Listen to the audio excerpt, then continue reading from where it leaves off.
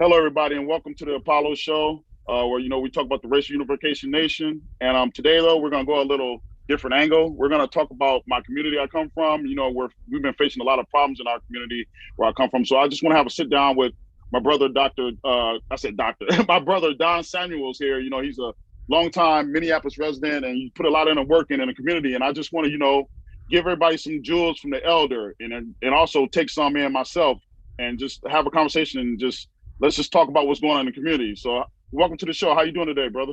I'm doing great. Thank you for having me.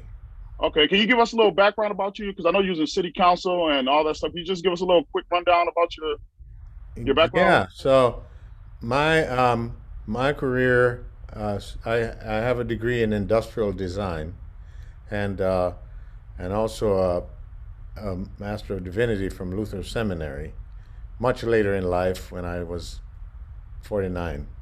So, but for the years before that degree, um, I I entered the toy industry back in the mid '70s and designed toys for a quarter of a century or more. And so I worked for places like Milton Bradley, Play School, Hasbro, etc. And then half of that 30 years or so really, I had my own design organization and sold inventions to the major manufacturers. So I was in the toy industry. I ran toy departments, and then I had my own design studio with a couple of partners. So that having the design studio in the neighborhood kind of helped to shift my focus. I had made a pledge when I was in college that I would always live in a low income community. I felt that that was the direction Martin Luther King was going in. I'm a big fan of Martin Luther King. I Right. think I'm a preacher's kid, and in my denomination, I grew up in Jamaica. Left when I was 20 years old, and our Pentecostal denomination in Jamaica was all about getting saved and going to heaven, and a lack of connection to the problems of the community and what was happening on earth, basically. And I was a little disaffected by that. So seeing Martin Luther King, a preacher, and the SCLC, and all of those ministers take the leadership of for social change really turned me on. And so I joined the Black Church as soon as I graduated from college, Black Baptist Church, because that's where Martin Luther King was, and wanted Right. to make my contributions there. So in that capacity, I did a lot of program youth programming work, volunteering with kids, running the pageants and designing the sets and writing the plays, that whole thing, and Right. also tutoring kids on the side. I felt that kids was where the future was, and we needed to get them ready academically, et cetera, for leadership. And so I didn't do any of the deacon trustee stuff. I just stuck with the kids and ran children's programs. I kind of got a little disaffected with the church, I must confess, after quarter of a century or so. I felt that churches were not reaching into the neighborhood enough, Right. and and that it had to, because we were good in the church, kids were on track for the most part, and but it was the kids who were in church that were the biggest challenges for our community. So I started volunteering. I lived in St. Paul at that time. I volunteered with the St. Paul School Board, running one of their volunteer committees for curriculum and so on, and tutoring kids. I was part of the 100 African American men tutoring program in St. Paul. We had 175 ninth graders, and we were tutoring them every Saturday morning for 3 hours at Oh, Central wow. High School. Yeah, That's and nice. um, and I think the program slowly died. I think the guys didn't realize how much sacrifice it was, or how hard it was going to be, and and we just couldn't maintain. The kids started to fade, the men started to fade. It was kind of an unfortunate thing. And I think it wasn't a short-term project. You know, we lasted a couple of years. Um, I think volunteers like short-term project. This was Right. this was like a permanent commitment, and I think people kind of got a little tired of it. So it was, and so moved to, I got married, moved to Minneapolis with my new wife, and she decided to do that inner city stuff with me. So we moved from the Selby Dale area and moved into um, the Jordan neighborhood in North Minneapolis, and I was working out of my home and part out of my partner's studio, and she was a business consultant uh, on the east side downtown for national firms.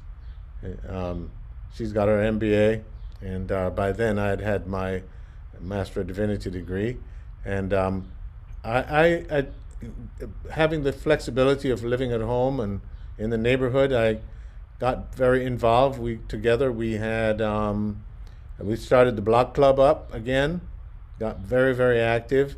We had meetings once a month. We had meetings in our living room mostly, and you know, continental breakfast kind of thing, and meeting, Right. and our neighborhood was pretty diverse Hmong families, Somali families, etc. So we printed things in different languages. We very active. We contacted landlords of problem properties. We contacted our community, our city council member and the mayor, you know, and saying, "Hey guys, we're living here in a war zone. A bullet came through our window, baby's room, you know, within 2 weeks after we moved here." And Cottage Park, which is just behind our property across the street, was like the central station for drug dealing. Right. Cars were actually queued up to buy drugs down there, and it was just hopping. So you can imagine the related gunshots and the related fights and homicides even in the park there. And no kids played in that park, I can tell you. And there's a little park there, no kids, you know, gyms and rides and slides and so on. No kids played in that park.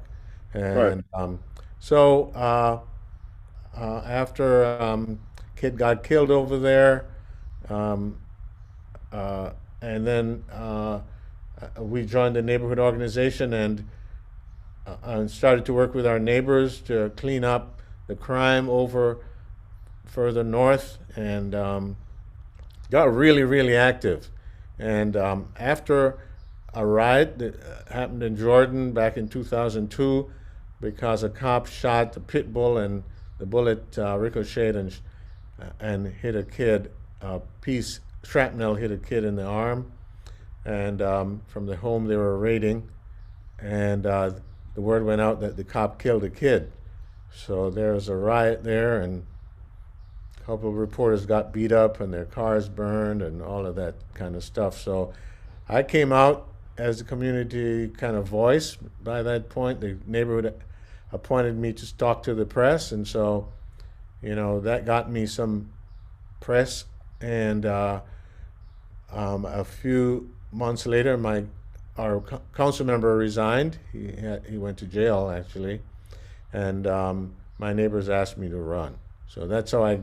Nobody knew me across the city or the ward really, but we had very enthusiastic determination that our neighborhood could change, and that if we had City Hall engaged, we could do that, keep our kids safe, Right. and stop the neglect that our community was getting. So I ran for office. I came in third at the convention. Nobody knew me, but you know I had good support from my neighbors, so we decided to run anyway, and we won. And so I was on the city council for 3 terms, and it was a steep learning curve. I'd never been to a city council meeting, Never been Right. in City Hall before then. So it was a big learning curve, and I tried to focus on keeping people safe and making a wholesome community for our children. That was my goal. So I started having vigils for people who were killed. That was the first time vigils were held in the city. Mhm. And I would be at the place where a person was killed from morning till night, not just, for an hour. And Right. I would fast that whole day. And and just to say that, this is a tragedy. This is the most important thing that happened in our community today, because I saw that the city council was kind of not paying attention. No matter how many people died, it was like we were discussing how many windows should go in a house, versus how many lives to save. Right. And so I kind of took that radical step to highlight the homicides by being at the vigil. No matter what was happening that day, I'd be out there from morning till night, no matter what the temperature was. And it gets cold in the winter. And so got a lot of attention because I was doing that.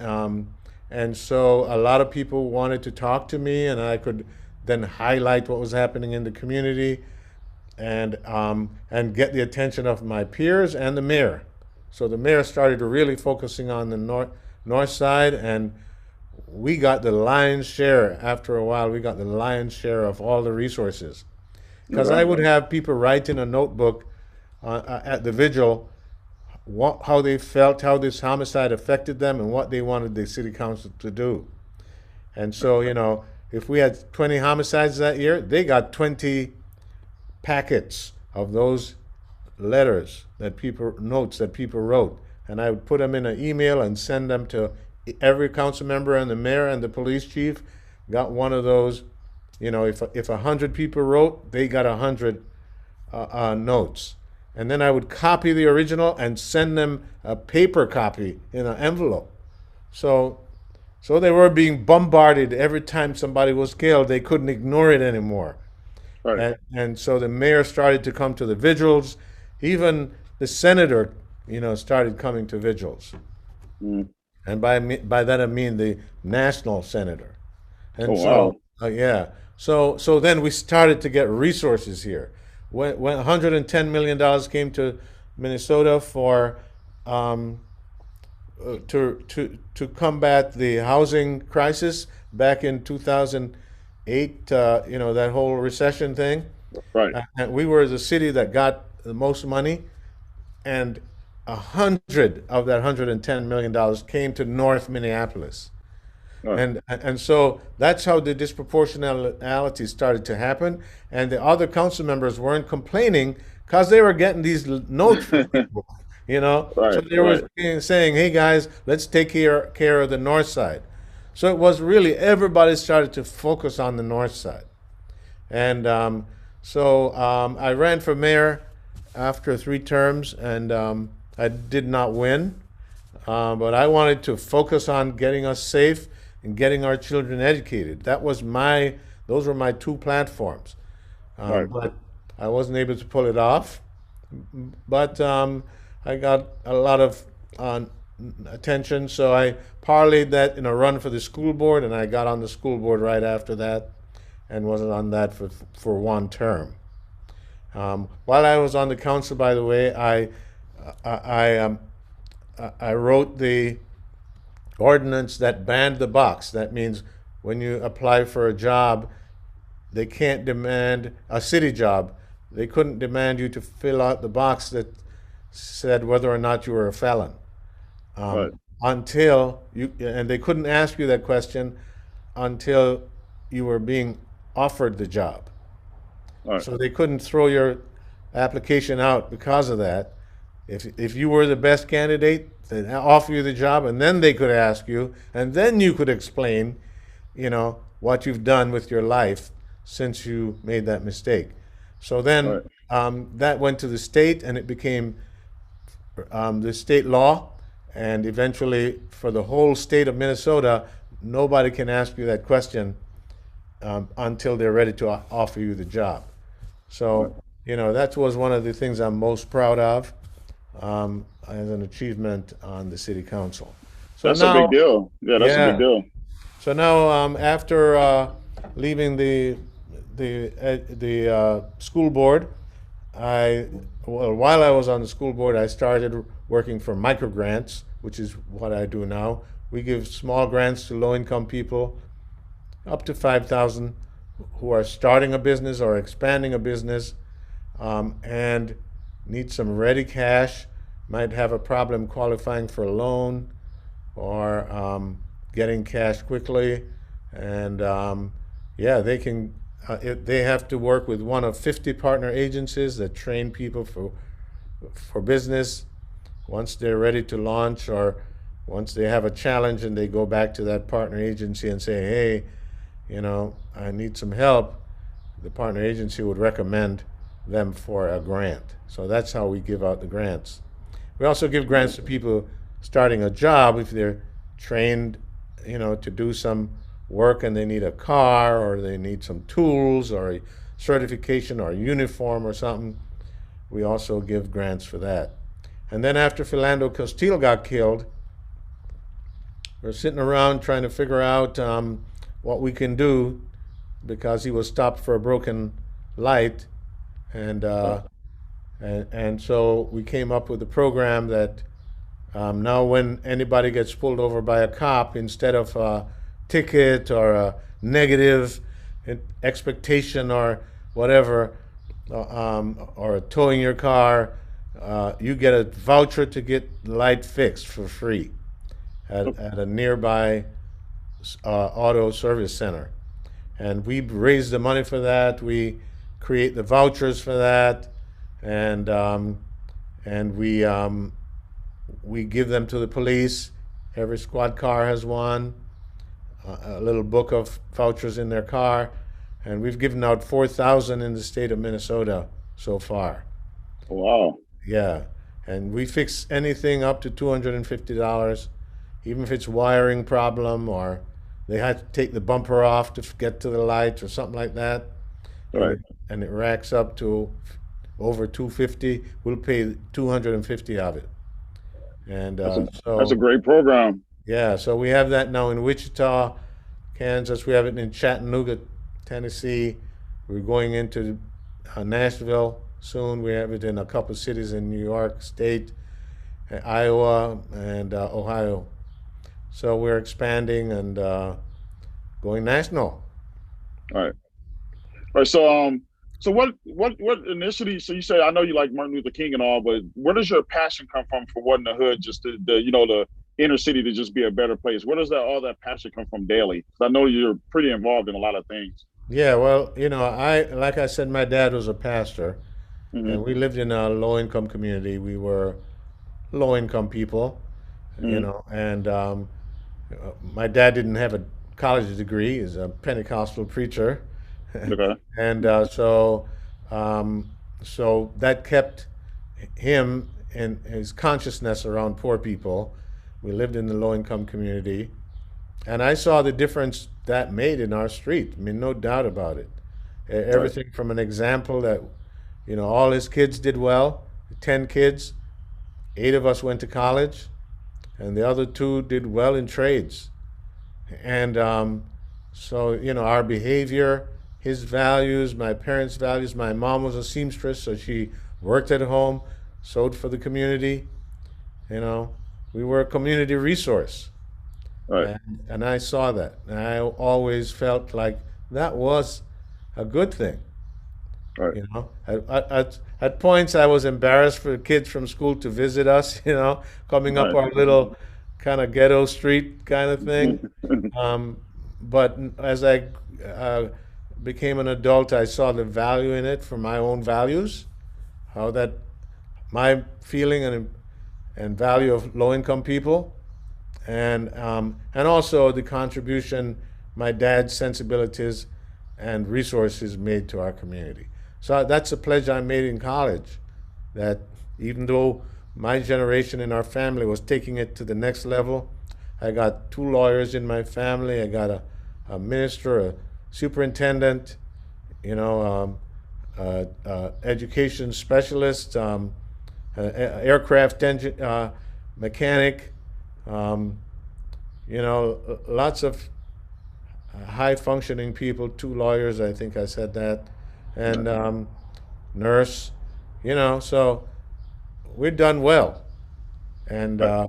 I think I can afford to give back and make a difference in the world. Right. All right. So, quick question too. Not quick, but just another question. So right now, like I said, I graduated in '96, so I'm 43 years old. So I grew up in North Minneapolis. When things were it was relatively quiet. And then Hmm. all of a sudden, that was the early '80s. And then all of a sudden, when we hit the '90s, Hmm. the crack era and all that stuff came along with it, which, streets got bad and all that stuff. And so then I fast forward to present day, North Minneapolis it just seems like it's out of control. And, I blame part of it on, political stuff. I blame it on the Yeah. family structure. I blame it on Yeah. poverty. I blame it on a lot of things. So what's your take on, what's going on in North Minneapolis present day and like, I mean, where can we even start to help, calm this down? Just what's your views on this whole process of the shootings and all the crime that's going on over there right now? Yeah, so a lot of it is because of the concentration of poverty. And what happens is after fair housing laws and the community became integrated all across the north side, white flight, white people left, and they left with a void. You know, those white folks who were here were middle class and upper middle class people. They were connected to downtown, and Right, they weren't going to let things happen here without without their city council member getting active and solving problems, right? right, right, And so once that group left, began to flee, and the black middle class, then what filled that void was houses got cheaper because everybody was leaving, so the demand and supply thing led to houses getting cheaper, and now investors could buy them up cheap and rent them out and get a guaranteed income through Section 8. right, So then it became the place to invest in. right, No money down. You heard those ads back in the 80s and 90s. Hey, you can buy up a house for cheap and build your portfolio, and that was the American dream for a lot of people. Well, it was the American nightmare for neighborhoods because now you had people, the percentage of renter to owner was tripped off an affordable or a controllable ratio. So right, now you have blocks with more renters than homeowners. right, And the owners don't live anywhere near here, right, right? So they're not managing and behaviors and all of that. They're not taking care of the yards and all of that like they would if they were renting out a house in Edina. So because the complaints aren't coming on your property, because you live in a community that people are dealing with a whole bunch of issues. right. There was a point at which we had a third of the state's sex offenders on the north side. Really? Yes. What year was that? Oh, Wow, that it is might be the crazy. same now. Because what happens is the state requires that you have to have certain resources in your community to deal with sex offenders before they will allow you to put someone there. And so Wow. that was the tricky way that the outstate legislators got to avoid having sex offenders in their community. So they don't have any Wow. services for them, so they don't have to take them. So they all come to Hennepin County. 90% of the state sex offenders come to Hennepin County. Right. And then half of those come to Minneapolis. And then most of them are on the north side. So when you're dealing with that, and then you're dealing with um, poor schools, and you're dealing with all the other neglect issues, now you're going to have to manage the guy's property across the street for him because he's not cutting the lawn and he's not repairing the thing and he's have conditions in the house that is bad for the renters. It's too much. So they get away with overwhelmed neighbors, and so they cannot keep their properties up. They buy it for Right. a song, right? So they can ride it to the ground and still make a lot of money, Right. right? So they're Right. not think. So when you have that kind of a thing happening, now their downgrading of their property across the street downgrades my property. Right. And so now my investment isn't growing. So the Right. whole thing about, buy a home and that's your wealth thing, that doesn't happen on the north side in many areas. You buy a Right. home and it becomes a weight around your neck Right. because the guy down the street has abandoned his house and it's been empty for years and now people are squatting in there and that affects your property. So, Right. it's all of those things lead to the downgrading of a community, right? And then if you have a apartment building with 40 units in it, you need professional management in there. You Right. probably even have one apartment where the supervisor or the super lives, or whatever the property, the maintenance guy lives, right? But Right. if you buy 40 houses on 40 different areas on the north side, you don't need a professional manager, Right. right? You just let it go.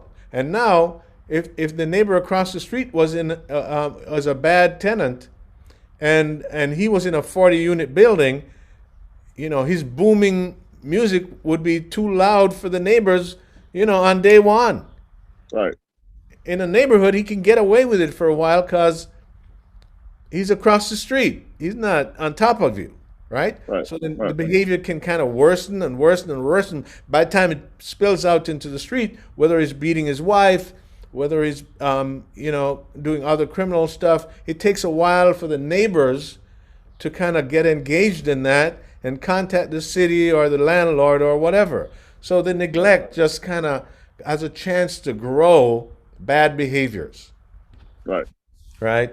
And so it's so multifaceted, this whole thing. Then it leads to crime, because the teenage boys now are starting to hang out, when they get to teenage.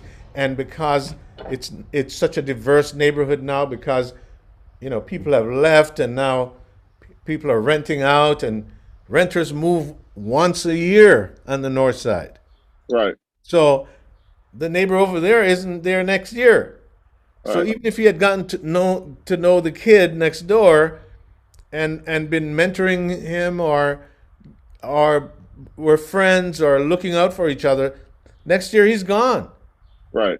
and a new tenant comes in. So there's no community building in the rental space, Right. right? And so you depend on the owners to kind of keep it together, right? They know each Right. other for years, etc.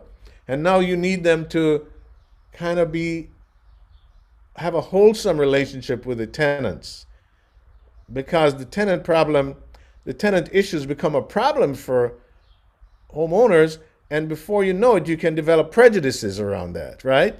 Right. And kind of like, man, these people are messing with my property values. That Right. landlord is not fixing his property, and then it kind of just, oh man, it leads to no connectedness, Right. right? And it's the connections that make a community work.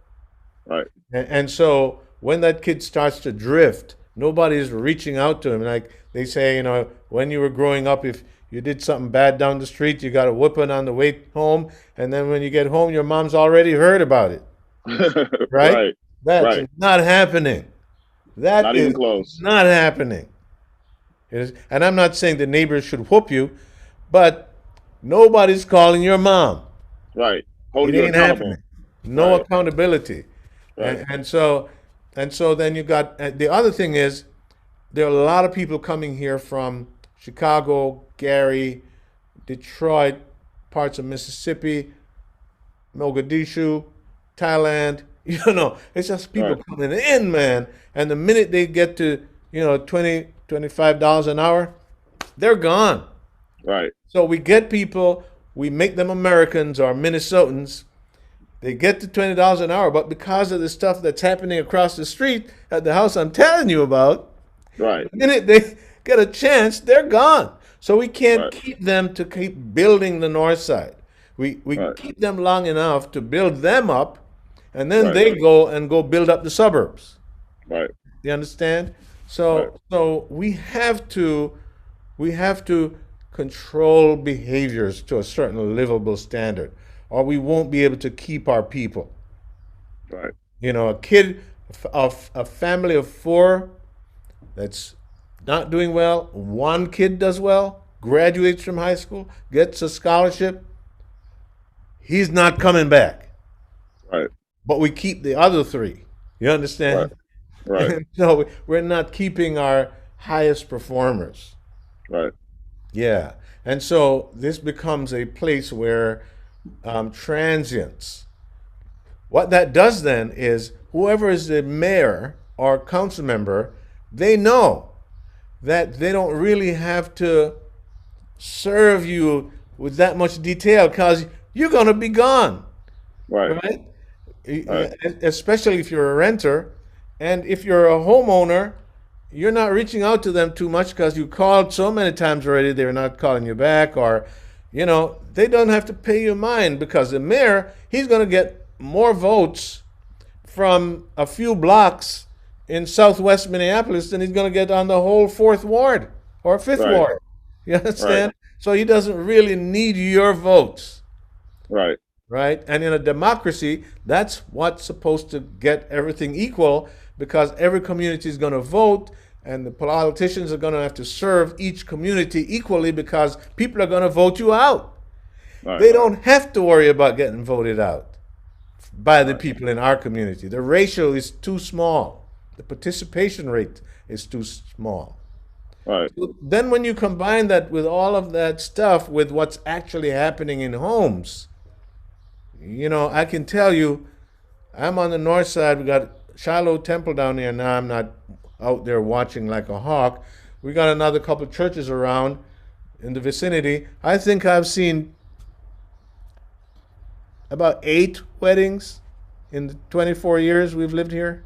Oh wow. Like cars driving around. I've seen hearses. I mean, Right. funeral things going by with the bikes in front. But I don't see the bridesmaid, the bride and groom driving off to the honeymoon. Right.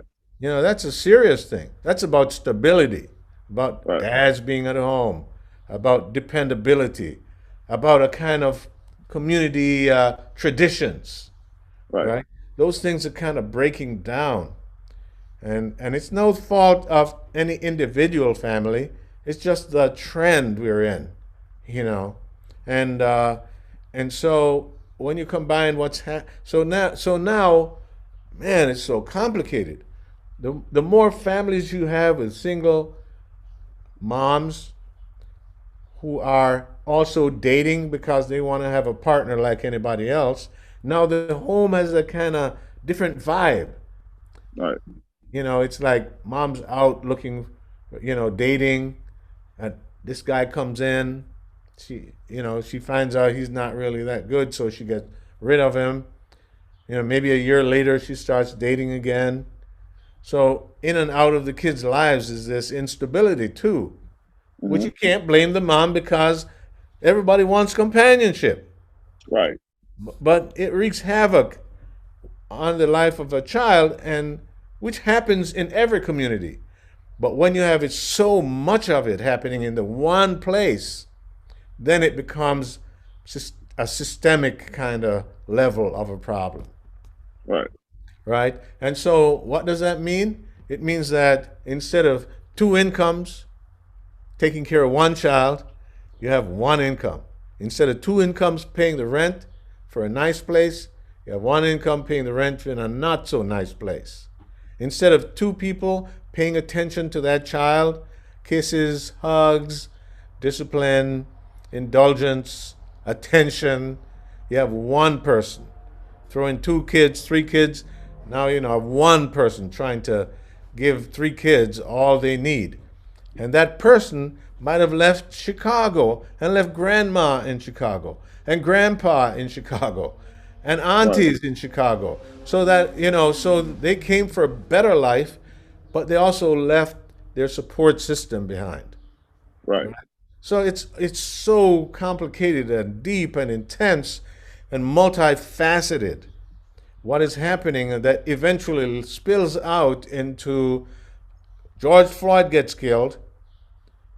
and um, and the police are now like trash because it's kind of like you guys are nasty. You've been beating us up for years. You've been killing us, and we're going to burn your precinct down. So now the criminal element sees all that and they get amped. Like, you know, we can disrespect the police or we can ignore the police and so they have a flea market up at Merwin Liquor, you Right. know, for the stolen goods. Announce it on social media. You can buy the loot there, right? Wow. Yeah. And so then hundreds of people descend on there. They're shooting crap. They're selling drugs. They're using drugs. They're selling stolen goods. No police, right? There's an ATM that was pulled up at Hawthorne Crossing parking lot. They yanked it out of the ground, turned it on its side, literally 10 feet from the sidewalk on West Broadway, a county highway. They beat on that thing with hammers and crowbars for 15 hours from 1 o'clock that morning till the next afternoon. The whole day, sunlight, people driving back and forth. Nobody stopped them. So no police coming. When you can do a couple of those things are like tests, like your kid tests you, like, right? Right. They can say, you say, go do this, say, nah, and you say, sorry, right? Testing No their limits, discipline, right? huh? Right. Testing So their limits, right? yeah, so little by little, the kid realizes they're in charge, Right. and adults are no different, especially young people who don't have self control. They get Right. controlled from outside. Right. So they're testing you like, can I do this? Can I turn over an ATM and beat on it for 15 hours? Can I have a flea market for stolen goods and announce it on social media? Yeah. Can I burn a third precinct? Yeah. Can I yell at the cops when they come to rescue someone even? Can I spit on the cops and call them MFs?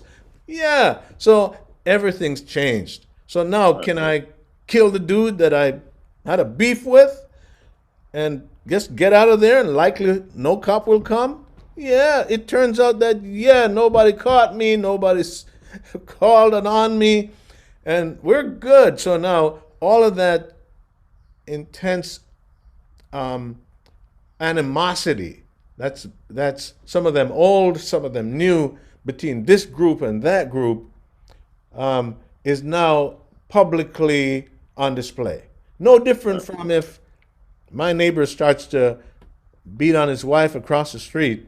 I hear the screams and I go knock on the door and I say, "Hey, guy, everything okay here?" I sound like somebody was in distress. No, no, we're good, right? Say, Right. yeah, well, if you have need any help, call us because, we don't want to call the police or anything. Just let's be neighbors, Right. right? I'm sending him a message, right? Right. But if he does it and the woman screams, and then the next day she opens the window and screams, and nobody comes, and the next day he's going to drag her out in the front yard and beat her pretty soon, Right. right? Right. Right. Yeah, because why? He wants to show his power. Might as well do it out in the yard, right? Right. So people are always testing the standards, the values, the taboos, and our young people have tested them, and they are nowhere to be found. Right. And so when you put that background ambient stuff of, community governmental neglect, the flight of the middle class, the high mobility and turnover of the community, and when you combine that with what's happening inside homes, and then you put on top of that George Floyd and the sense that the police are kind of like, they're the enemy. Now you can yell at them and abuse them, burn the precinct down, and then have the city council actually get up and say, we're going to defund the police, while that sentiment's going around in the mind of the criminal element. What Right. they're hearing is, hey guys, we don't have anything against you. I wouldn't do it, but I understand. That kind of a thing Right. we said about OJ. Right. So it's kind of like you're good. You're good. You've had a tough life. The cops are beating you up. We're gonna get rid of them for you. Right. Right? That's what they're hearing. Right. And so that leads to a kind of real confidence now around criminal behavior. Right. Yeah, because I noticed it was an uptick, and so do you? I wouldn't say blame protesters, but like me personally, I support protesting to the Yeah. fullest. But I Yeah. also feel like that there's what they call them agitators, and there's people with their own agendas that'll take and go for the publicity, but it's almost like they don't care about solving the problem or what the real issue is. They're just there for the publicity. And I have my own stance about different protest groups and all, but do you Yeah. think that contributes to the police not want to really be around and everyone's taking it like we're pretty much free will, do whatever we want? Do you contribute that George Floyd protests anywhere? Do you contribute that to the problem at all? Well, to the problem of the police not The being. police and the streets, like how the streets are bad and the police are not, like it's pretty much like unpoliced in some areas. Do Yeah. you contribute that to Well, people protesting? okay. Well, first of all, when we have a full slate of cops, we have 888 cops. That's Mm-hmm. what the city considers to be its full number, Right. 888.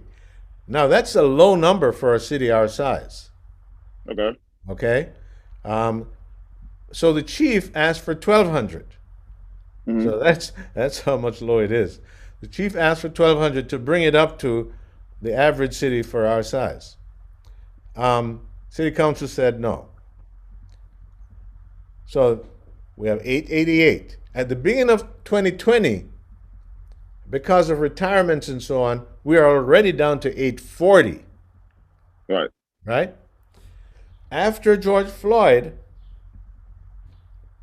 and a lot of cops just got kind of disgusted and they quit.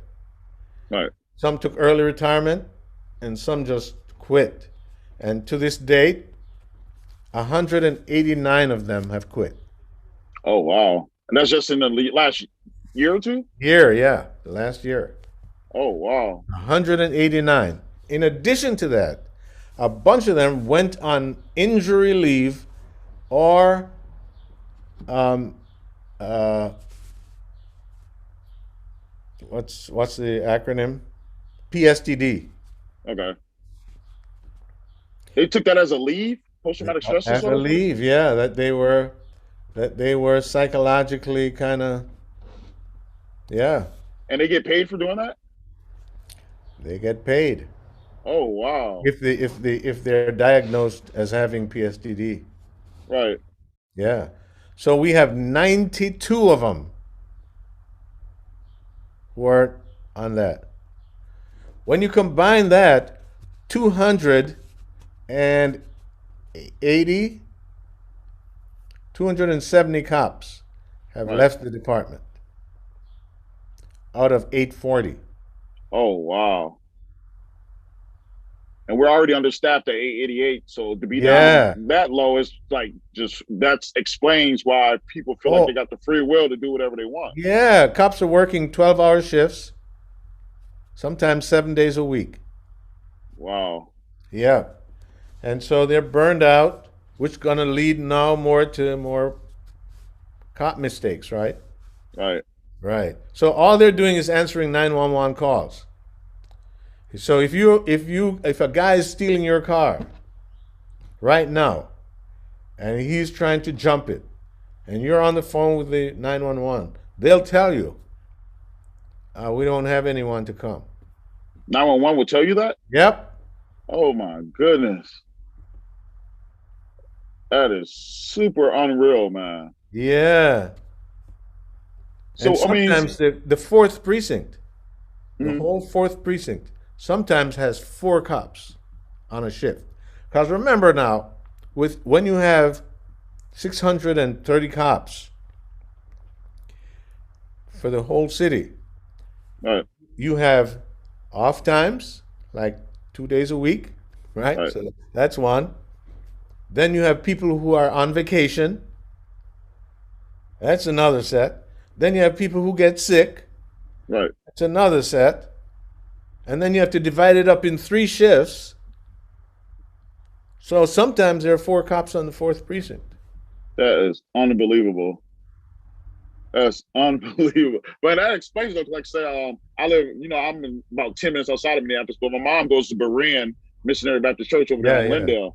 And so she tells me when she leaves Bible study, when she leaves church, she just hates that people are going like 100 miles per hour Yeah. down Lindale like it's a highway. And she was just saying how it's just like, it's almost like the most uncontrolled environment she'd ever seen. Because, we've been over north forever. But like I said, I left when I was about 19. But she still goes to church over there, and they moved over there, Yeah. maybe about 15 years ago. But yeah, she says she's never seen it like this before.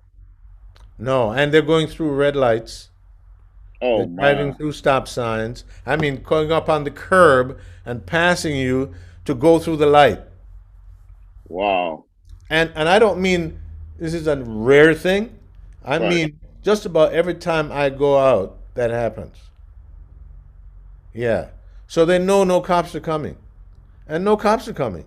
I mean, who's going to stop for that when you got half a dozen cops and people are calling 911? Right. Carjackings, fire, um, a gun, man with a gun, um, shots fired, you know. Yes. So what's happening now? My concern, as you know, human behavior, right? If you have a spouse or if you're divorced and you'd have 2 different kinds of parenting, right? Right. One more lenient than the other one. The person that when the kid goes over to the lenient parent for the weekend and comes back, you got to do it all over again, Right. right? Because the Right. habit gets formed, right? This Right. is not a weekend. This is a Right. whole year. We're going in now into a year and a half. So when even if you were to get the cops today, the habits have been so formed.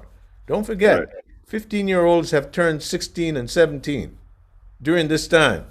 Right. They've seen it almost like grew up for them. It's like I grew up in a, do what you want world. It's a Right. lifetime for a kid. Right. And my friends have hijacked cars at 13. They're hijacking cars, girls at 13 years That old. We had a 30 days of prayer on West Broadway, a tent for people would come in and have silent prayer for 9 minutes, 8 minutes. It was 8 minutes and 49 seconds at the time because that's what we thought. Now it's 9 minutes and 39 seconds. right. But people would come in for silent prayer. So one day we were standing around in a circle, and about a something-looking girl between 11 and 13 runs into the circle, falls on the ground screaming. African American girl. Her hair is wild, and she looks like she's been, you know, through a war. She's Right. screaming. She said, "They're trying to kill me. They're trying to kill me." So we're looking there like, what do we do? You can't touch kids these days, right? Right. So we're trying to, are you okay? What's happening? She said, they're trying to kill me. They're trying to kill me. And she's screaming. And then suddenly she points and she said, there he is. He's going to kill me. He said he's going to kick my ass. Here comes this grown man, right? At full tilt. And it's like, what do we do? So he comes up, he says, she's my niece, or something like that. Mm. And we're trying to stop him, and he's like, back off. This is my niece. He grabs Right. her like a baby, holds her tight. Next thing you know, he jumps in a car in the front seat with the girl. And we're like, did we just allow a kidnapping? We don't know. So the car speeds off. We're on our cell phones, man. The car goes 3, 4 blocks. We see it make a right turn. So we're giving the police the direction. So we're standing around like, what the heck just happened?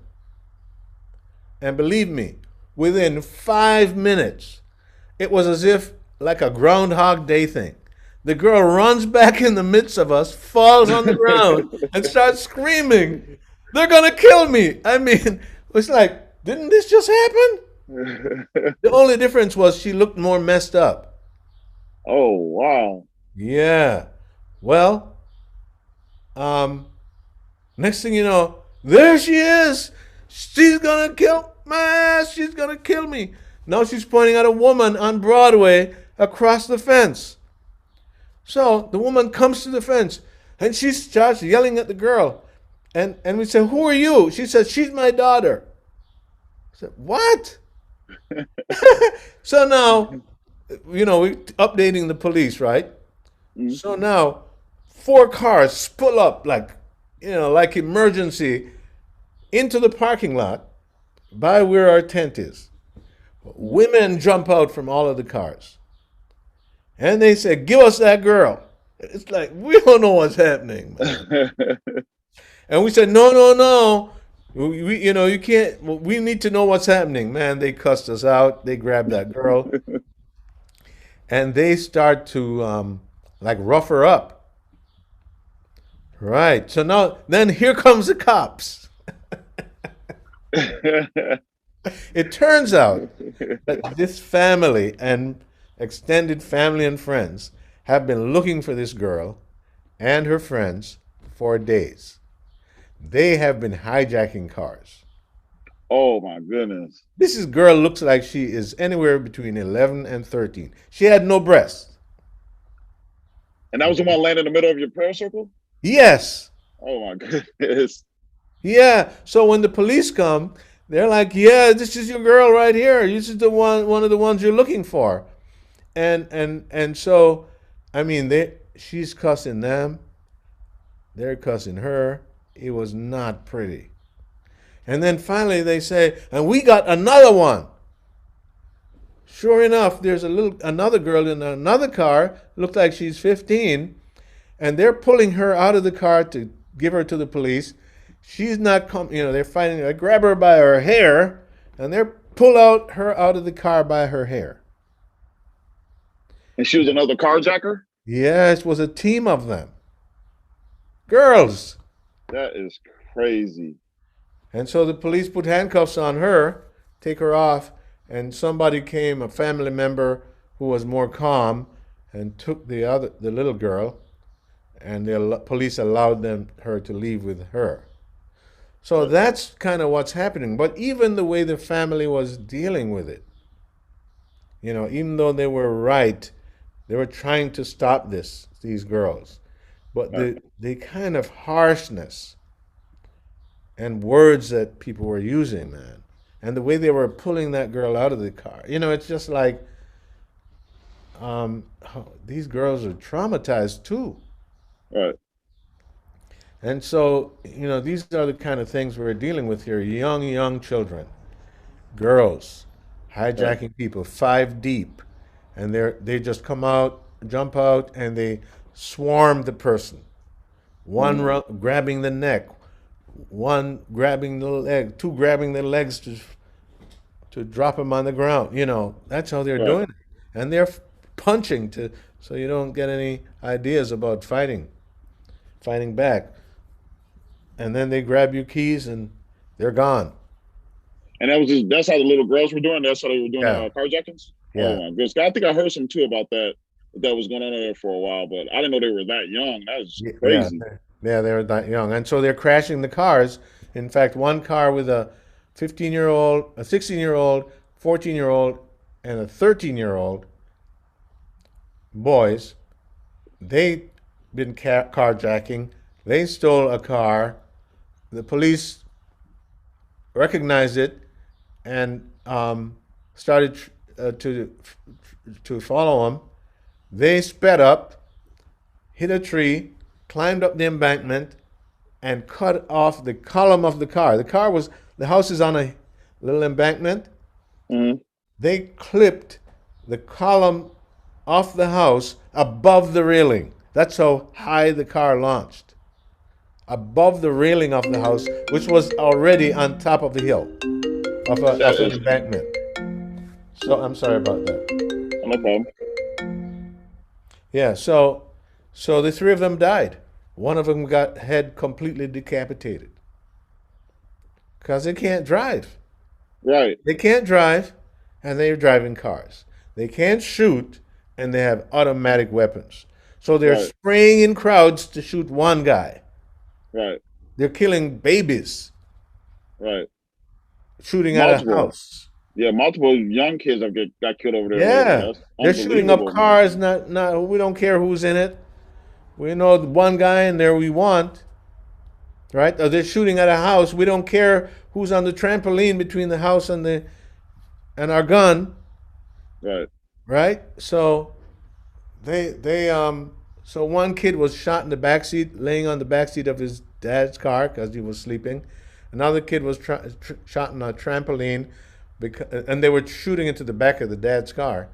Right. The other kid was shot on a trampoline, bouncing because they were shooting at the house where the trampoline was, and the other kid was eating McDonald's or having a Happy Meal in the back of her mom's car, and two Right. cars were shooting at each other, Right. and she got shot. So they don't. There's no carefulness, no selectivity. The kid downtown was shot, you know, automatic weaponry. Two guys are shooting at each other in a crowd. Right. Multiple people injured, one guy killed on the day before his graduation ceremony from St. Thomas University. Right. Right. So it's kind of like everybody's settling beefs without any self control. The police are not there for external control, and so it's pretty much you can hear a siren going off now. Who knows what that is? You know, there was a funeral at Shiloh Temple 2 blocks from my house just Friday or Saturday? Right. Friday.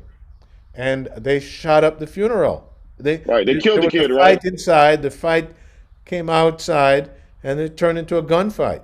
Yeah, and the guy died, right? In The the guy parking lot. died. Two guys got Yeah. shot. One died. Then they went to the burial site and shot that up. Oh my Fortunately, nobody God. got hit. So it's this immaturity. More women are killed this year than people are killed some years. Right.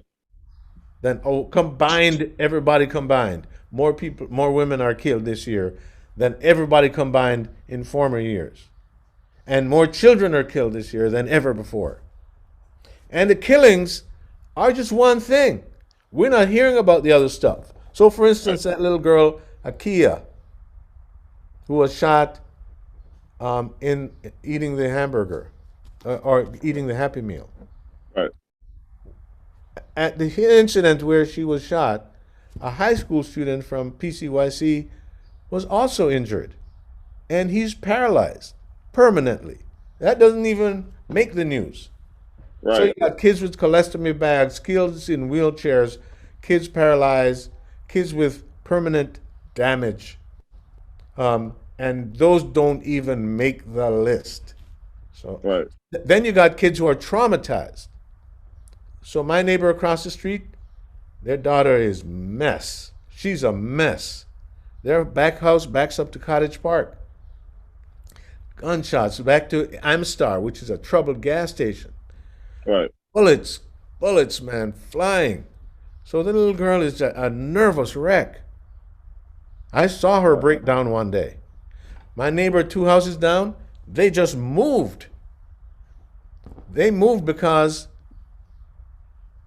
their psychologist told them, you got to get this kid out of there.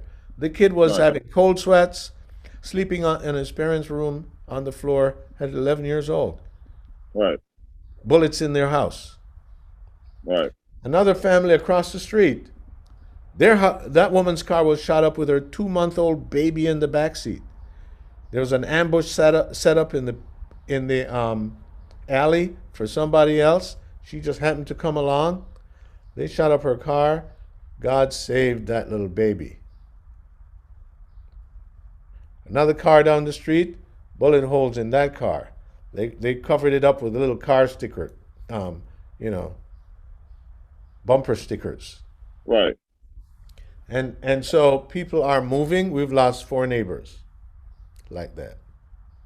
The So what do woman, you huh? so what do you think though? Because like with me, like I kind of I like I said, I'm from that area, and so I had buddies that was into that whole little street life or whatever. Yeah, And end of the day, me personally, I believe that, if you ain't got no structure, it's almost as if like you had some puppies, and you would say if you were a dog and you had puppies, you just let the dogs go out into the world and find Right. their own way. It's just like, how do you, I don't know what the real solution is, because it's almost like it goes back to systemic, because it's like Yeah. the home structure is Yeah. tore down based on poverty, which is based on, Yeah. it's almost as if like our government rewards poverty. You get what I'm saying? Yeah. Yeah. Like Yeah. they Yeah. create Yeah. situations where you can stay at a certain poverty level and they're okay Yeah. with that, which we know poverty breeds crime. And so it's just Yeah. like, Yeah. I don't really know what a solution could be to and that's why I kind of want to do the mentorship thing, because I figure out there's a way to get to these boys. You're not going to save all of them guaranteed, Yeah. Yeah. but even if you save a big chunk, it's just like someone has to do something. There's got to be a change. There's got to be something that's never done before. And I had brought up this idea some years ago when I was talking to a guy that worked at the Urban League, and I was telling him, most of that gang activity is kind of like these guys against these guys. And it's like Hmm. different sections don't join forces, and they're against these guys. There's different sections that join forces. And it's just like it's almost like a big split. So I was like, why not just create, just for the ones that don't really want to be in that life? How about we create housing in a couple different areas to where, okay, these guys can go actually live here if they have an unstable home, or, and they need mentorship, they need guidance to, say become from teenage to a man. And why not do that on this end too? So that way, if they don't feel comfortable around their enemies in this housing, they got there. And actually the chief of police, before he became chief of police, Mr. Arredondo, he had heard my idea from Sean Lewis, who at the Urban League was talking about it at an event. And so he actually gave me his cell phone number and wanted to, going a little farther with that as far as conversation wise. But at that moment, he had just became chief of police. So when I Okay. reached out to him, it was hard to get that going. But Okay. just on your perspective, you being right there in the middle of it, present day, what do you think is a start to help these boys, to give them options to get them out of the way of that street life? Yeah. Yeah. Absolutely. We need more people, right? Who Right, have resources here or who are willing to come here, right, right? We like I said, the white middle class left, a lot of the black middle class left, and so now it turns into a concentration level of poverty. right, And so people, when my neighbor had a basketball hoop at the back of his house, he had to take it down because there's only one basketball hoop on a house right, in my neighborhood that I ever seen, right. right? And it was because of the shootings. That's why you took it down. No, because the guys in the neighborhood started coming there and playing without asking him. And he'd go out there and there are these 20-year-old guys, 19-year-old guys, and they're chumping him when he Right, goes to talk to them. right, And so he had to take it down. And he had a little son, so it was like right.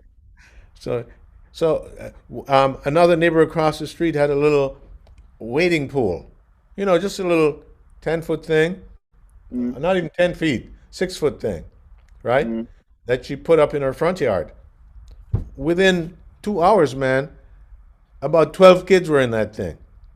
And they had That's to stop crazy. putting it out because they had 3 little girls. And they didn't want to be stingy, like, no, you can't come, right? But, Right, and I give those two examples to show that there is not enough of any kind of resources. If you right, have a bike, if you buy a bike for your kid, it's going to be gone before the summer is over right, because they can't keep on top of it enough to so it won't get stolen. It might even right, get taken from them. right, Besides the fact that they can't go more than half a block each way, right? You're gonna have to put right, the bike in the car and take it somewhere for them to ride. right, But but there's just not enough resources here, or people with resources, or resourced people. right. So you can. So for instance, my wife and I, we actually adopted a kid who was in a program that we had here on the north side, the Peace Foundation. Mm-hmm. About 2003 we started it. Around 2006, I guess, we adopted this kid because she was living on her own at 14. Wow. And we just took her in. We didn't even adopt her till years later. We just took her Mm-hmm. in and saw her through to adulthood. And we just took another young man in and he just graduated from high school. We have had him for 4 years. Mm. He just graduated from high school. He's going to University of Arizona. So if there were like even 20 people doing that, Right, you know, right, I don't know. That's what we need. We need community. And right, the way things are set up now with the rental community moving in from different parts of the country or even from around here, and then a year later they're literally moving to another neighborhood on the north side. But it's like that, man. And you make a friend with a little kid across the street, and they're gone.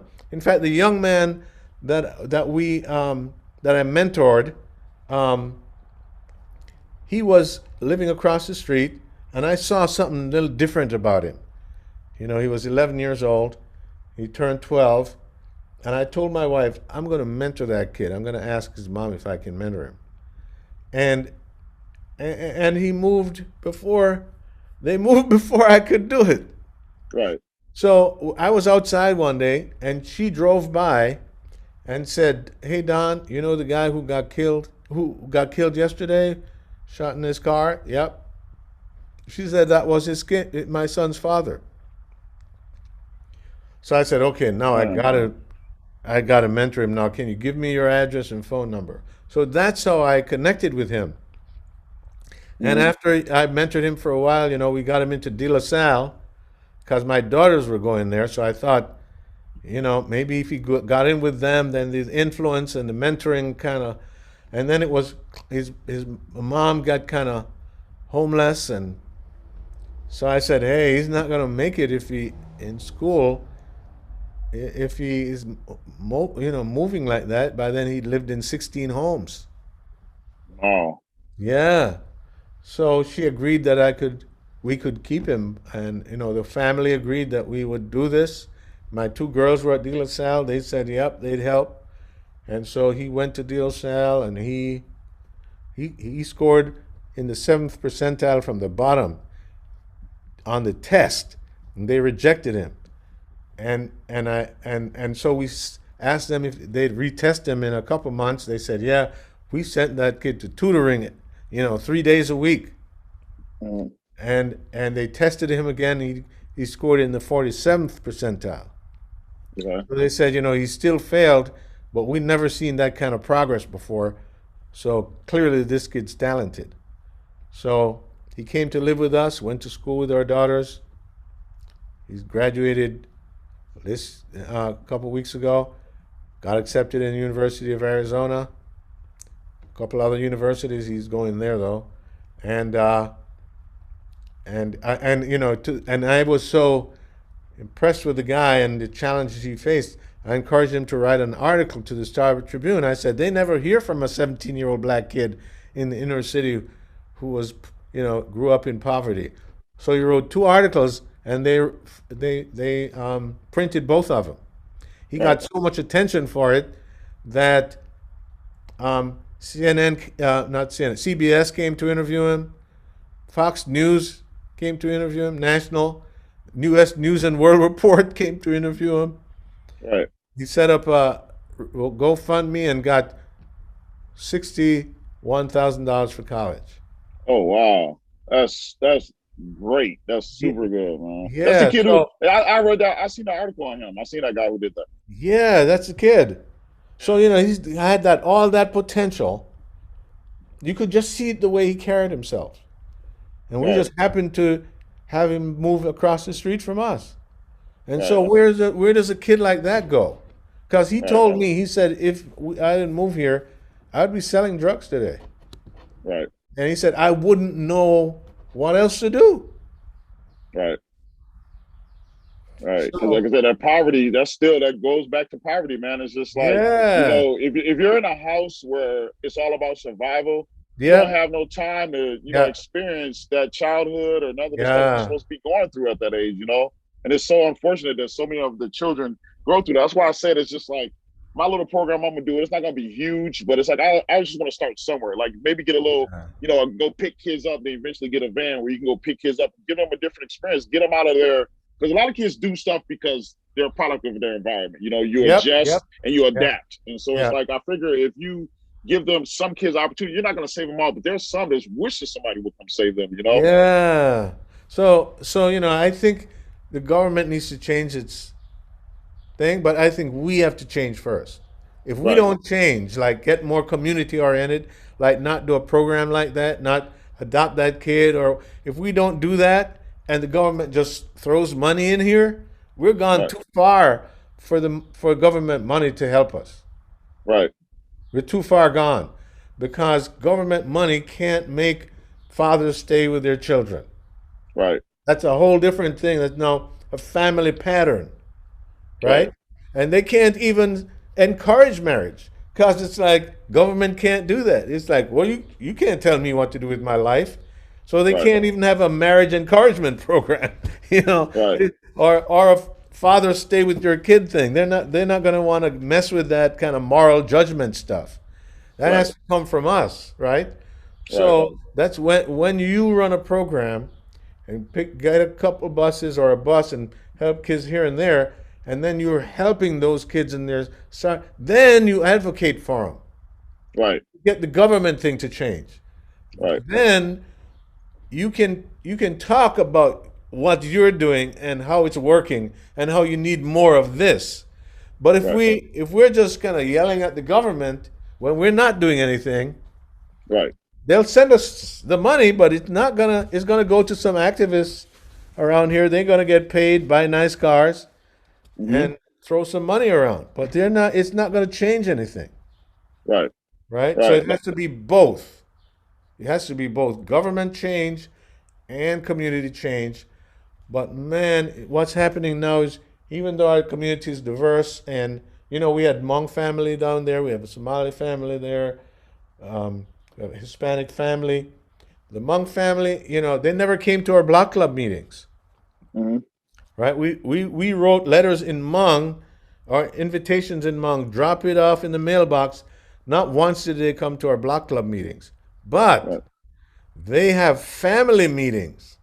And 30, 40 people deep at the house Oh, of their wow. clan, right? Right, So their kid has support. They got right, aunties and uncles and all of that around them. It's not the block, but right, it's their family and their right, extended family, right? right, So those kids are gonna do well.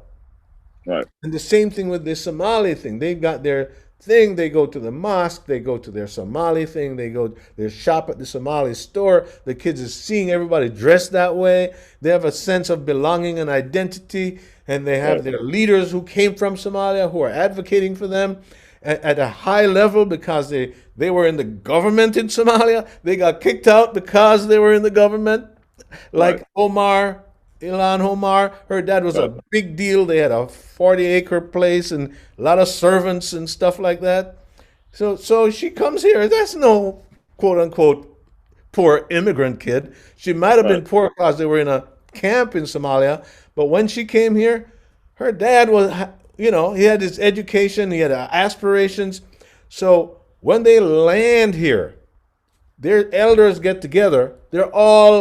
Many of them are political leaders from back home, the right, mayors and the whatever. So they just go straight to the mayor's office right, and they go straight to the Capitol right, and to Washington, D.C.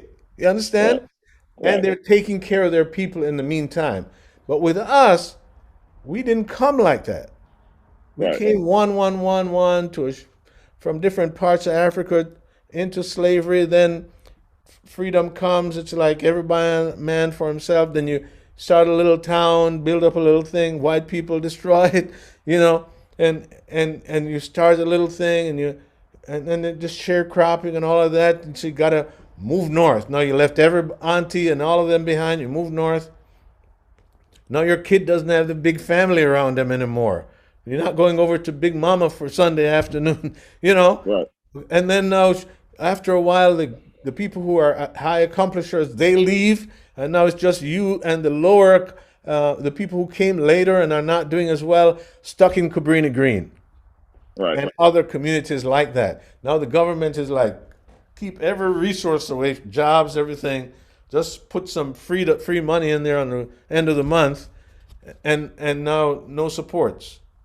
Right. So now those a lot of those people are moving for a better life here after Right. 3 generations of that Right. instability, moving from one place of the country to the next, leaving behind family members, grandmas, and so on, who would babysit and tell you when you're being too rough with the kid or whatever, and now people are having kids shorter, 15, 16. So grandma's 30, and it's like, so you're not handing down wisdom. By the time you're 30, you're just beginning to not be stupid, Right. so all of those things, we have to address them. And it's going to be hard because we didn't come from a foreign country together as a group with our political leaders leading our group here. We Right. are people from all over the country, right? And trying to make a community. And I don't know you, you don't know me, you don't know the neighbor over there. How do we form a community out of that? And Right. how do we keep the kids who are thriving and doing well and go to the University of Minnesota to keep them on the north side so that they can now begin to, we keep doing that. Otherwise, they're gone, and now another kid comes in from Detroit, Right. and Right. so we can't keep our people. So it's very complicated, and whatever anybody can do, whether they live here or not, to reach out to these young people. They're lost. They're crying out for attention. They're crying out for it in an unhealthy way that gets them arrested and puts Right. them in the system, Right. right? But they're crying for attention. Right. They're Yeah, asking us for help. I spoke to a lot of them too, in the past, and like I said, even present day, I got some nephews or whatever. But end of the day, I mean, if you catch them at that moment where they're willing to open up to you, it's like they all say the same thing. It's like, Yeah, especially when they get older, it'll usually that is when it'll come out when they hit like the mid 20s, upper yeah, close yeah, to 30. Then they start telling about their experience growing up about, yeah, my mom didn't do this, my dad didn't do that, blah blah blah. yeah. Then you just like it's not making an excuse for the behavior, but Right. realistically, it's like that's where that behavior is coming from. It's like you can't blame it on nothing else. And so it's like at the end of the day, when I hear them, that's why I get so offended when I hear people judge, the community where I come from. Because Yeah, it's like, dude, you don't judge them because you don't know what they've been through. You don't know yeah, what got them or why they yeah, do what they do. It's just like, and I still say, I feel like that our government, not saying all of them, but I feel like part of our government rewards poverty because for some reason they got a stake in, our children going to prison, our children being poor. I feel like people got a stake in that, and that, it's there like that for a reason, and it continues to be that way for a reason. I feel yeah, like that yeah, our generations need to come together and try to come up with some ideas and put them into action, not just talk about it, not just yeah, protest, not just do that stuff, but we need, yeah. like you said, programs. You need programs, you need Programs. Yeah, mentorship, you need opportunity, you need yeah, a kid to be able to go to some place and feel normal for a change. yeah, And so it's yeah, like we got to come together and figure out a way to do that and start using those resources to maybe build buildings, you know what I'm saying, or yeah, yeah, somewhere yeah, for these kids to go and something to do. Like you said, they're fighting over a basketball hoop. Why ain't yeah, there what happened to the traveling leagues that used to be over north when I was a kid? yeah, All that stuff's missing, man. yeah. Once you leave school, you're on your own, whether it be Right, dropping out or whatever, or whether it be leaving school in the evening to go home. right, You're on your own, right, right? And so it's kind of like every community, every child needs a community around them. That's why Sandra and I, my wife, we have a radio show every Sunday morning. We call mm-hmm, it Power to the Parents. And mm-hmm, it's explaining to parents brain science that scientists are now discovering that if you do certain things, you're almost guaranteed to have a successful child. And by that I mean somebody who becomes an adult who can take care of themselves, law abiding, and make healthy living.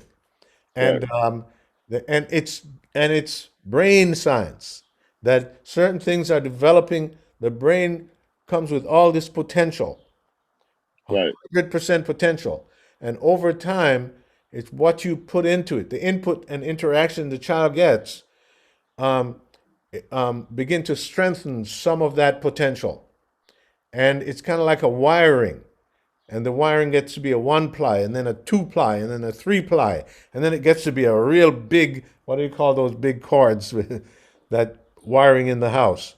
You know, Uh, right. yeah.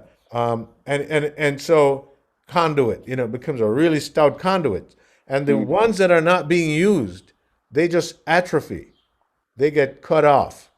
And so mm, the kids born with all these connections potential in their heads, and the ones that are reinforced gets developed and grow and literally are physically growing into right. connections in their brain. The ones that are not being used atrophy and fall off. And Right. so if the child is getting yelled at every day, that whatever pathway that is forming in their brain, that is getting strengthened. If a child Right. is being ignored, whatever they're doing to cope, that gets, or whatever they do to get attention, whether it's a bad thing, like they do something bad, that's the only time you pay them attention and you spank them, but it's a pattern. I only get Right. attention when I'm bad, then that's what they're going to do. And Right. so if you talk to the child, they say the average low income child hears 3 million words less than the average middle class kid by the time they get to kindergarten.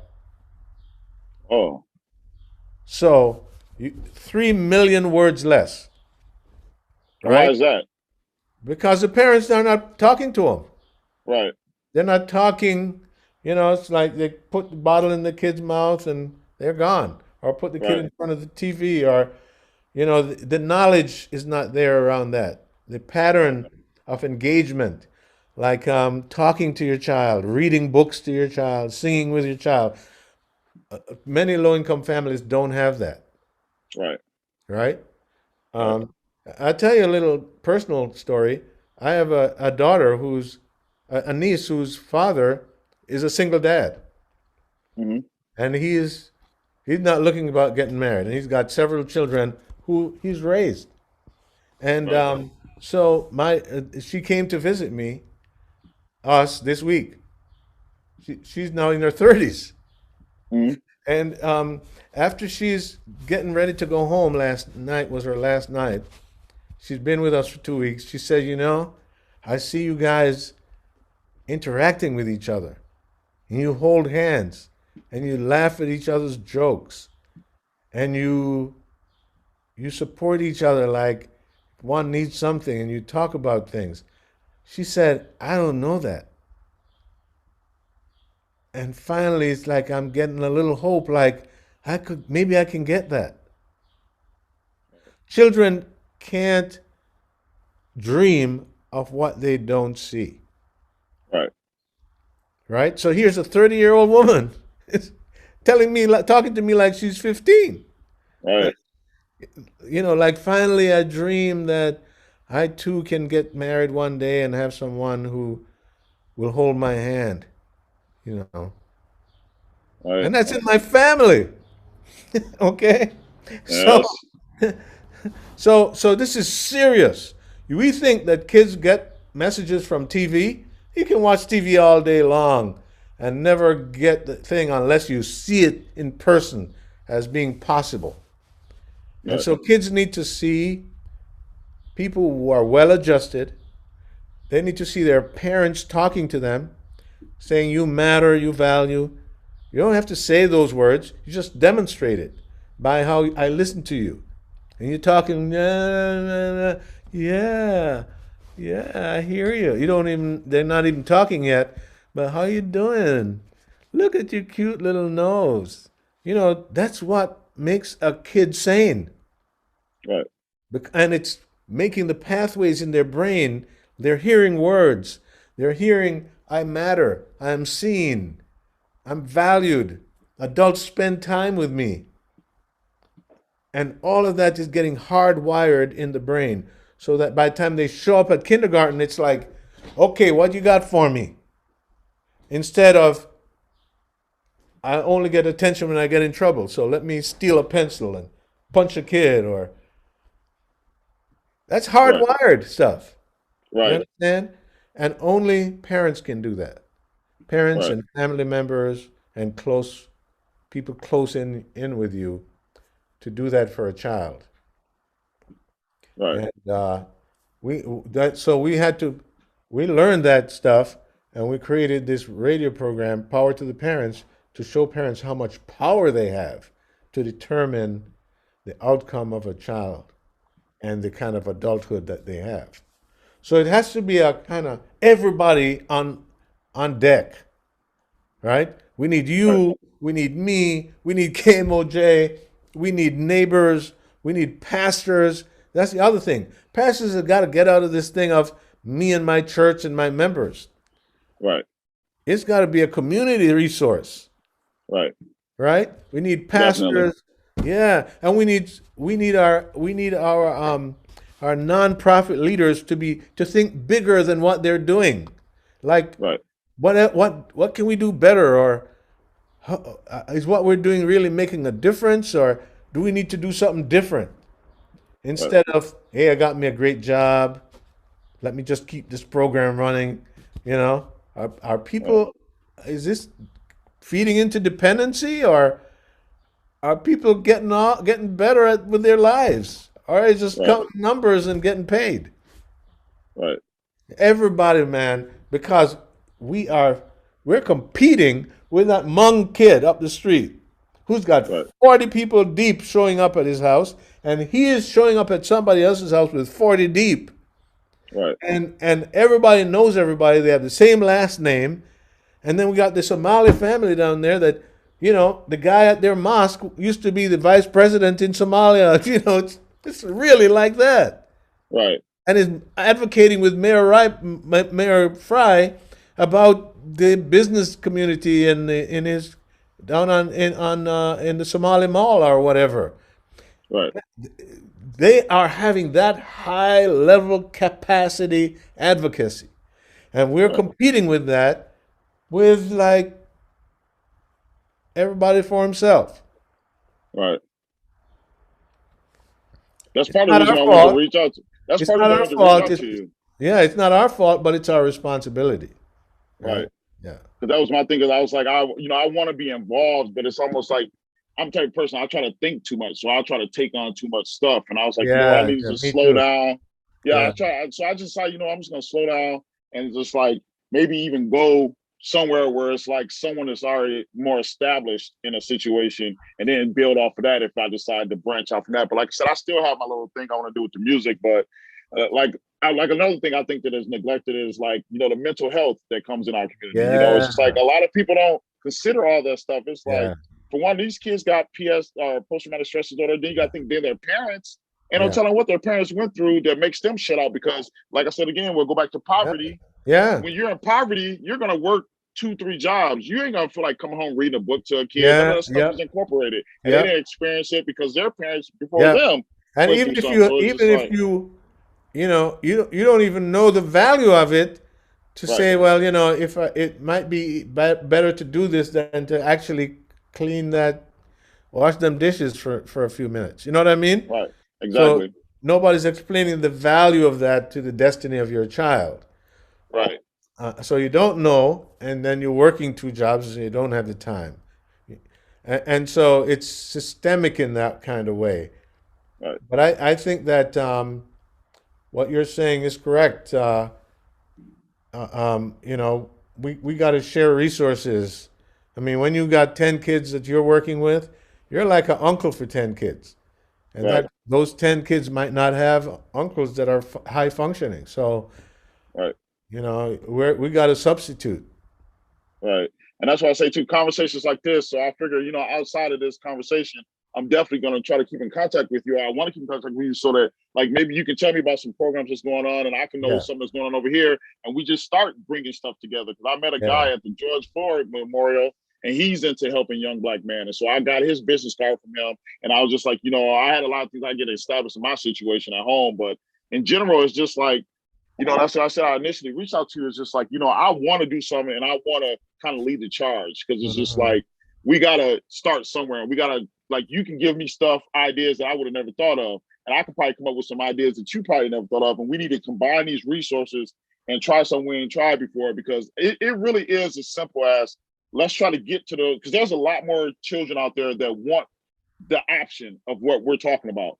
They don't all want to be in the streets. They're kind of like I said, they're adjusting to their environment. So it's like, at least let's save some of them and do what we can do. And like, let's start some programs. Let's start some after school programs. Let's start some places where they can go play basketball. Let's start a flag football league. Let's start some type of mentorship where we can give the children that don't have options. And that's, like I said, I'm gonna definitely keep in contact with you Great. based on that. And you can point me to some of your resources. And like I said, we Yeah. can all sit down and so come help take care of what we need to take care of. And they can start in Minneapolis. And if we get some rolling, we can expand it to Chicago, Detroit, all Yeah. these other places that's victims of poverty is what I'm going to call it. Because at the end of the day, it all starts with poverty in my eyes that, these people are coming from situations. Like I said, I was lucky.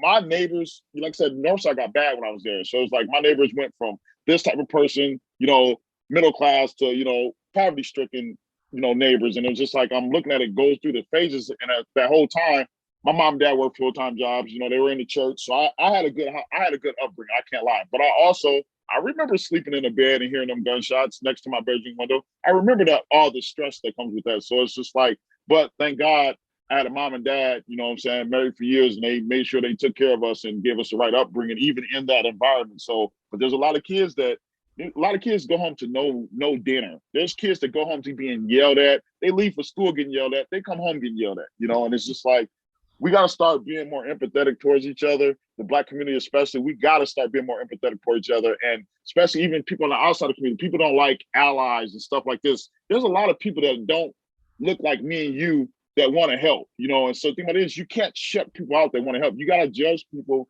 based on their good hearts and their morals and just in general, what type of person they are. And just because that's what in my view, we're here to help each other on this planet. God put us Yeah. all here to Yeah. help each other and enjoy Yeah. the earth.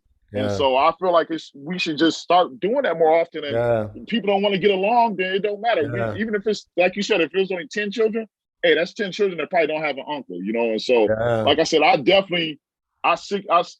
was seeking you out and a Yeah. couple other people just because I know that you guys can give me some wisdom and some ideas that I probably never thought of. And plus resources, you probably got resources I didn't know. Like I said, the last time you were talking about, I'm sitting here soaking it all in, So it's Yeah. like, it's a start, but I just feel like we need to make it a trend where Yeah. even if, Absolutely. like you said, if a person gets up and start making $25 an hour, yeah, if you move out of Northside, that's what you should do. But come back, bring Yeah. some of them resources back and help Yeah. the people out that's coming up that don't got the opportunity that you have. And so that's part of the reason why I wanted to sit down with you just to get more Great. ideas. Well, look up the Northside Achievement Zone. I don't know if you know it. Okay, I'll look into that. Was that a website? Yeah.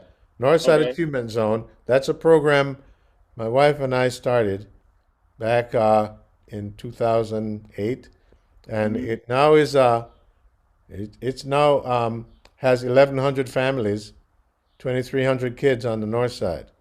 Okay. And so look it up. It's about education, but wraparound support for the families.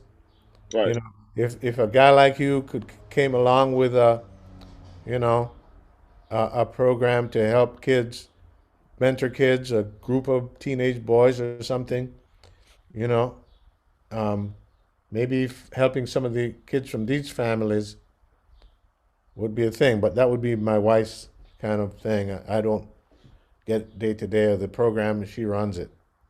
Okay. So look up the Northside Achievement Zone, Mm-hmm. and you can see it's one of the best run programs in the country around family support for educational outcomes. And Oh it's wow. modeled after the Harlem Children's Zone, Okay. And where's the home base at? Is that where is that about over north? Penn and Broadway, Okay. right in the Okay. KMOJ building. Oh, okay. Yeah. Okay. Okay. Yeah, that's like I said, it's way long overdue, that people start stepping up. And it's just like, I feel like an obligation. Like my sons are 18 and 19. One goes to community college, the other one just got a, academic scholarship to the U of M. You know what I'm saying? And that's something I'm proud of. Yeah. But at the same time, I feel like I done got them the ball rolling on them. So I want to pass what I taught Yeah. them down, and Yeah. that's just been on my heart heavy. And so Yeah. I also at 43 decided I'm going back to school for social work.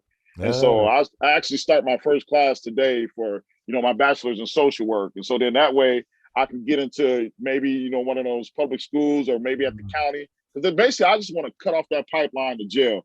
These Mm, kids need second chances. You know what I'm saying? These kids need empathy. Number one word with me is empathy. People got to mm, stop judging. You don't know what these people been through. You don't know what they done experienced, and you can't judge them on their actions because that surface issue that you're seeing is much deeper than that. While that's being exposed, you know. And so I'm a yeah, firm believer in that. And I just, like I said, you're gonna hear a lot more from me, you know. And I just I want look forward to resources, it. and I just want to bump heads with people that's like-minded, and let's get the ball rolling on this because this is getting out of control. And the government's not going to save us, like you said. The people got to do this. The people that Yeah, care, they got to yeah, do this. And you know, the churches got to step up. You know, the community yeah, got to step up. It's even. I want to figure out a way. I know it's probably not possible. I even came up with an idea where it's like, why can't you pay, you know, concerned fathers from a community to police the neighborhood, you know, as security? yeah, Why can't you do that? You know, I mean, there's yeah. ideas I come with, but I don't have all the answers. But basically, I just want to bump heads with people that want to make change and don't want to sit around and just talk all the time. Let's do something. Protesting ain't gonna do nothing. Yelling at the officials ain't gonna do nothing.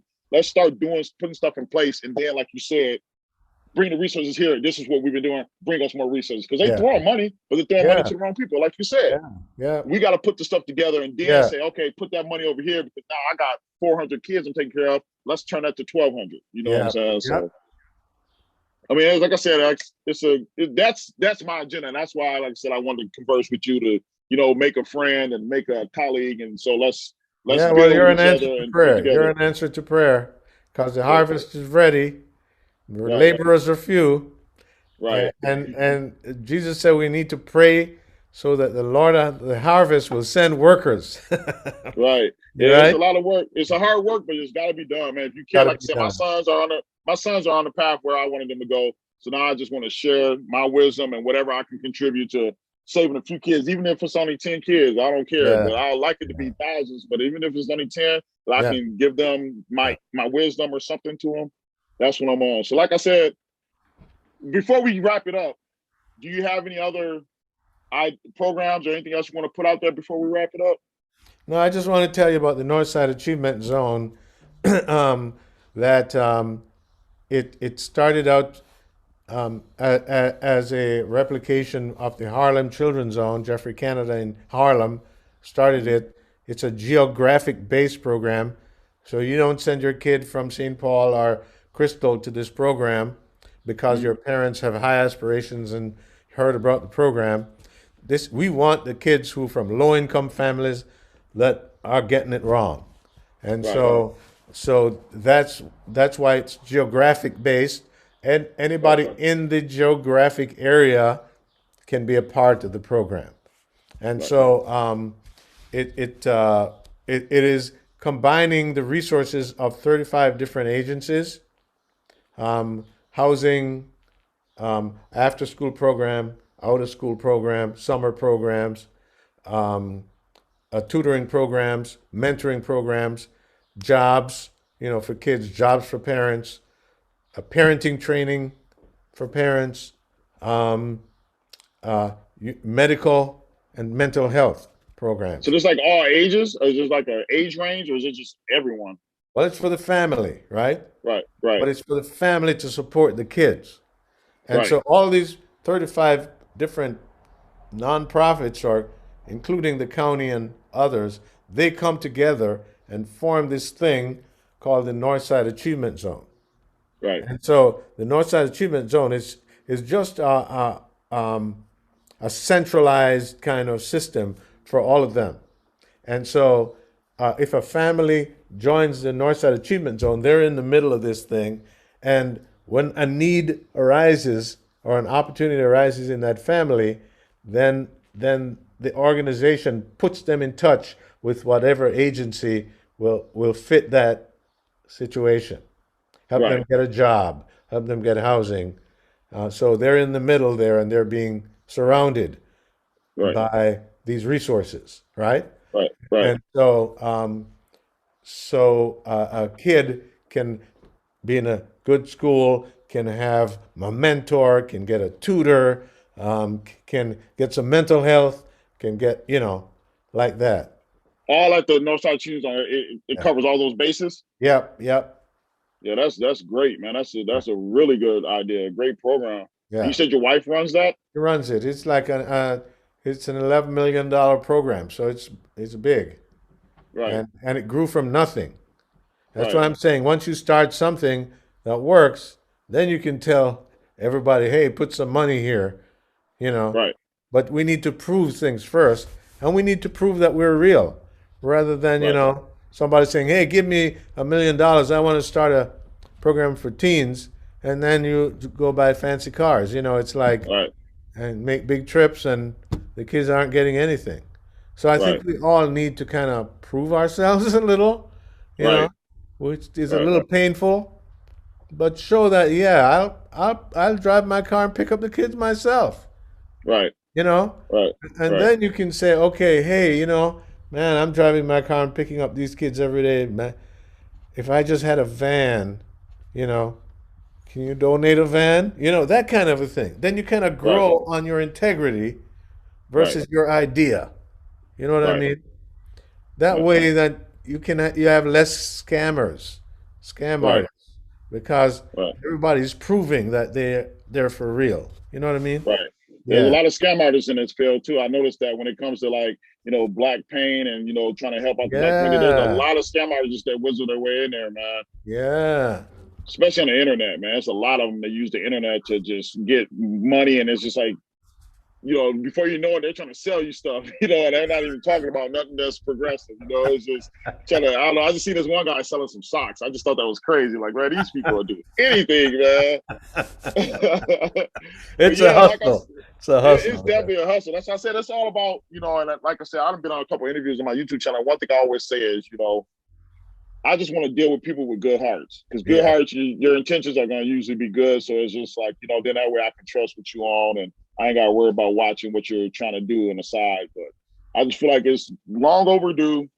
And like I said, I'm definitely going to check out that achievement zone. I'm going to definitely check that out and try to get involved in anything I can. And like I said, this is just the start. And got a couple more people I want to talk to, and I just want to bump heads. And it's like, as black men, we got to do something. Like you said the Hmong, the Somali, they all have people to go to, big surroundings and Mhm. generational stuff that's passed down to them that they get to witness. And it's like our children don't get that, man. And so it's just like, you know, who am I? I'm like I said, I'm 43. I'm still young, where I can still move around. I got to Yeah. get this started now. Ain't no time to be waiting. And now that my sons are out of my hair, as far as like taking care of daily, I got nothing but time to, contribute to the situation. And that's what I'm going to do. I'm going to stick with them. Try to get a couple of friends to jump on board, try to make it popular, because everyone seems to follow trends. It's like, why don't we make this Yeah. a Yeah. trend? Yeah. I'm sick Yeah. of seeing the news every night, hearing all these kids shooting and doing all this stuff Yeah. and just living Yeah, man. reckless, man. Because Sad. Sad.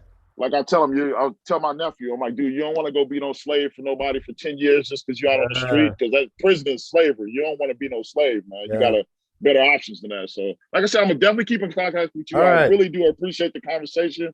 Thank you for all the wisdom and the time. And like I said, don't get mad at me, because I'm gonna be reaching out to you again, man. Because Okay. That's like I all said, right. we need it. I want to assist, man. And I want to do Yeah, my we need part. to And I'm be also together. Yeah. a hundred Absolutely. percent. And so All thanks right. a lot for joining our Apollo show, everybody. I hope you loved the show today. It was a really good, informative show. And like I said, North Minneapolis, we're on our way to come help you get better. You know what I'm All saying? I love right. that place for all my life. Even though I'm not living there technically, that's still my home. I love it to death. I love the people. And we're gonna get it under control for you, Northside. I promise that.